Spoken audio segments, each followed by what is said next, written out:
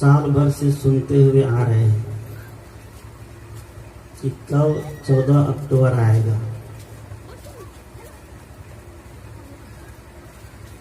14 अक्टूबर की प्रतीक्षा में हम बहुत दिन से थे और धीरे धीरे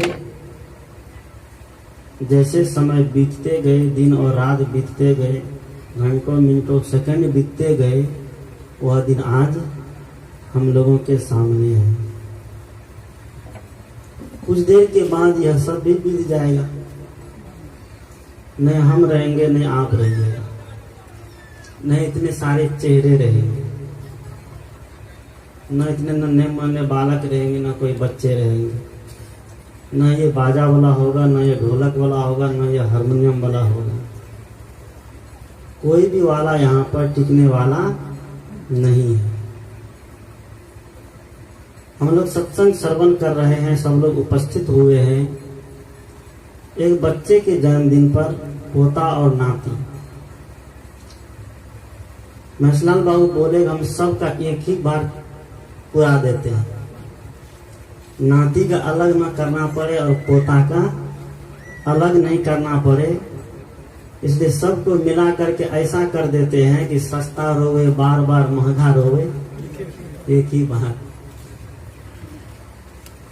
तो हम लोग बच्चे के संस्कार के ऊपर काफी देर से सत्संग प्रवचन सुन रहे हैं, भजन सुन रहे हैं। अब बच्चों के लिए क्या बोला जाए, क्योंकि उनके लिए सब कुछ बोल दिए गए हैं और बच्चे को संस्कार और शिक्षा कहाँ से मिलते हैं ये हम और आप सब लोग जानते हैं।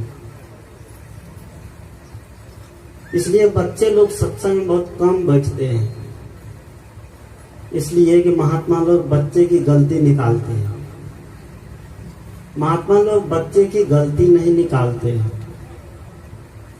बल्कि कुछ ऐसे भी महात्मा होते हैं जो ये भी कहते हैं कि बच्चे भी बहुत चालाक होते हैं, बच्चे भी बहुत ज्ञानी होते हैं कि नहीं।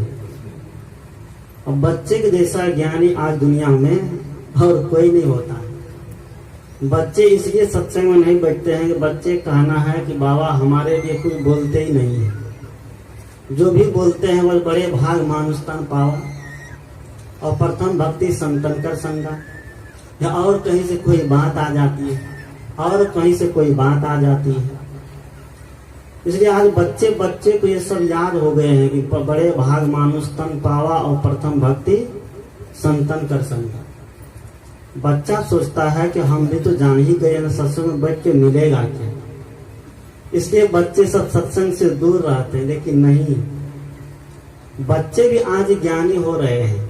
सदगुरु ने कहा है एक बार की बात, टीचर ने, शिक्षक ने क्लास में पूछा बच्चे से, बाबू ये बताओ 1 किलो रुई और 1 किलो लोहा में वजनदार कौन होगा? आप सब लोग जवाब दीजिएगा। बच्चे से एक शिक्षक ने पूछा, एक सर ने पूछा, एक महात्मा ने पूछा, उनके गुरुजी ने पूछा कि बाबू 1 किलो लोहा और 1 किलो रुई में दोनों का अगर वजन किया जाए तो सबसे ज्यादा वजन किसकी होगी?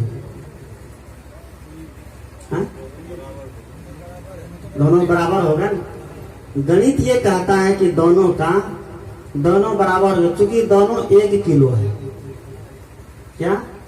दोनों 1 किलो है। बच्चे ने कहा गुरुजी लोहे की वजन ज्यादा होगा। क्यों? बच्चे ने कहा कि गुरुजी लोहे की वजन जो है ज्यादा होगी। गुरुजी ने कहा कि नहीं, दोनों बराबर, क्योंकि 1 किलो लोहा भी है और 1 किलो रुई भी है। गुरुजी नहीं माना, क्या ये दोनों बराबर है। अगर दोनों को दोनों पलड़े पर रख दिया जाए तो दोनों क्या हो जाएगा? बराबर हो जाएगा। गुरुजी मानने के लिए तैयार नहीं है। बच्चा सही बता रहा है, कहा गुरुजी लोहे की वजन ज्यादा होगी। गुरुजी मानने को तैयार नहीं हुआ। थोड़ी देर के बाद बच्चे ने कहा गुरुजी अगर आप नहीं मान पा रहे हैं तो ऐसा करिए कि आप 1 किलो लोहा मुझे दीजिए और हम आपको 1 किलो रुई देते हैं। दोनों लाया गया। 1 किलो रुई बच्चे अपने हाथ में लिया और 1 किलो लोहा बच्चे गुरुजी से अपने हाथ में लिया और 1 किलो रुई मास्टर साहब जो शिक्षक है वो बच्चे से अपने हाथ में लिए। बच्चे ने कहा गुरुजी अब प्रतियोगिता हो जाए, किसकी वजन ज्यादा है, रुई की वजन ज्यादा है कि लोहे की वजन ज्यादा। कहा कैसे? बच्चे ने कहा कि आप मेरे ऊपर रुई फेंकिए, हम आपके ऊपर लोहा फेंकते हैं। बच्चे ने कहा कि आप मेरे कपाल पर रुई फेंकिए और हम आपके कपाल पर 1 किलो लोहा फेंकते हैं, किसकी वजन ज्यादा होगी? लेकिन है दोनों बराबर है। इसलिए सदगुरु कहते हैं कि बच्चे भी कभी कभी बड़े ज्ञान की बात करते हैं और बच्चे जब ज्ञान की बात करने लग जाए तो हम लोगों का कर्तव्य है कि उनको समझना चाहिए, उनकी भी बात को अमल में लाना चाहिए। तो बच्चे के लिए हम बहुत सारे लोग प्रवचन भजन सुन चुके हैं। सदगुरु कबीर ने बड़ी सुंदर पंक्ति कही है कि देख देख जिय अचरज होई, यह पद बूझे बिरला कोई। धरती उलटी आकाशे जय, चिंटी के मुख हस्ती समय। बिना पवन सो पर्वत उड़े, जीव जंतु सब वृक्षा चढ़े। बैठा सूखे सरोवर उठे हिलोरा, बिनुजर चकवा करत किलोरा। बैठा पंडित पढ़े पुराण, बिनु देखे का करत बखान। कहे कबीर यह पद को जान, सोई संत सदा परमान। सदगुरु कबीर साहब का बीजक के बारे में आप सभी लोग जानते होंगे। सब लोग बीजक पाठी है, बीजक का पठन मानन करते हैं। शब्द प्रकरण का 101 नंबर का शब्द है और उलटवासी के रूप में है। देख देख जी अचरज होई, यह पद बूझे बिरला कोई। सदगुरु कबीर उलटवासी कहने में बड़े माहिर थे। कोई भी बात सीधी वो नहीं कहते थे, क्योंकि सीधी कहने के बाद लोगों को बड़े जोर की झटका लगती है। इसलिए सदगुरु कबीर अपनी बात का कोई रूपक या कोई उदाहरण के माध्यम से ही समझाने का प्रयास किया है। सदगुरु कहते हैं देख देख करके मेरे जी में, मेरे मन में बड़ा आश्चर्य होता है। वह कौन सा आश्चर्य है? देख देख जी आश्चर्य होई, यह पद बूझे बिरला कोई। जिस पद की बात, जिस स्थिति की बात, जिस धर्म की बात, जिस सत्संग, जिस ध्यान और साधना की बात मैं करता हूँ, वह दुनिया में कोई बुझने वाला आज तक नहीं है, उसको कोई समझने वाला आज तक नहीं है। वो क्या है कि धरती उलटी आकाशे जय और चींटी के मुख हस्ती समय। चींटी के मुख में हाथी नहीं समा सकती है, क्या समाएगी?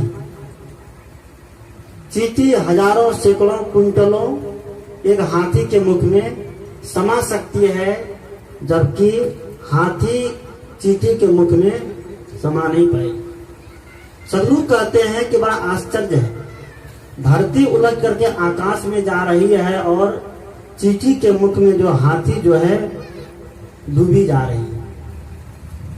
धरती से तात्पर्य है कि यहाँ के रहने वाले लोग आज हमारे हिंदुस्तान के प्रत्येक नर और नारी हो, चाहे वो बेईमान हो, चाहे वो उचक्का हो, चाहे वह लोभी हो, चाहे वह कामी और क्रोधी हो, चाहे वह नास्तिक हो, चाहे वह काफिर हो, सबकी यही ख्वाहिश है कि हमें स्वर्ग मिले।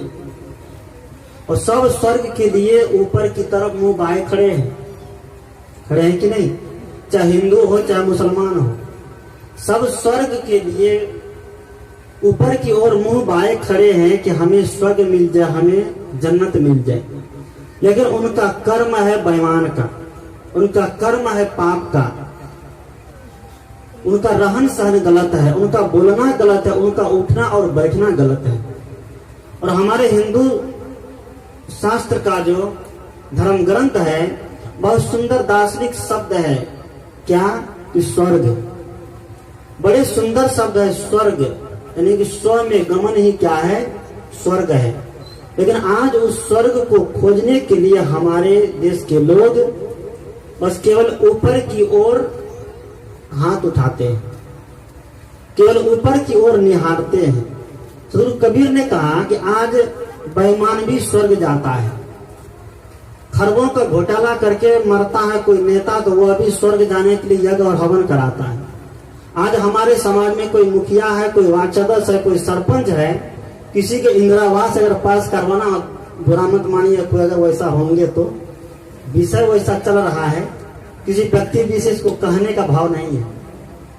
दुनिया में आज हमारे समाज में ऐसा काम खूब हो रहा है कि नहीं।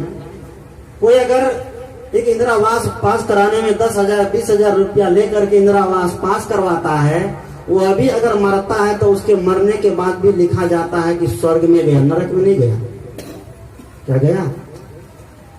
हजारों का घोटाला करके, चारा घोटाला हो या और कोई भी घोटाला हो, सारे घोटाला करने के बाद अगर वह भी मरता है तो वह भी स्वर्ग ही जाता है। आज हमारे रामविलास पासवान गरक गए, वह भी स्वर्ग ही जाएगा और कहीं नहीं जाएगा। क्योंकि यहाँ पर स्वर्ग जाने के लिए इतने लोग तैयार है, तो हम साधु महात्मा लोग कपार पकड़ के पूछते हैं कि हम लोग का क्या होगा। क्योंकि यहाँ सब स्वर्ग जाने के लिए तैयार है, नरक जाने के लिए कोई तैयार नहीं है, तो नरक तो महात्मा लोग को ही जाना पड़ेगा। इसलिए सदगुरु कहते हैं कि धरती उलट आकाश जाए, चींटी के मुख हस्ती समय। ये हो नहीं सकता है।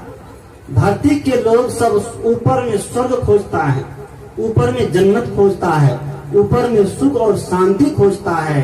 सदगुरु कहते हैं कि बाहर कहीं नहीं मिलेगा, बाहर वह स्वर्ग नहीं मिलेगा, बाहर वह जन्नत नहीं मिलेगा, बाहर वह शांति नहीं मिलेगी। अगर वह मिलेंगे तो कहाँ मिलेंगे? इसी सत्संग रूपी मान सरोवर। इसलिए कहा गया कि सत्संग है मान सरोवर, सुखों की खान बंदे, सत्संग से ही होता है सब जीवों का कल्याण बंदे। इस सत्संग जो है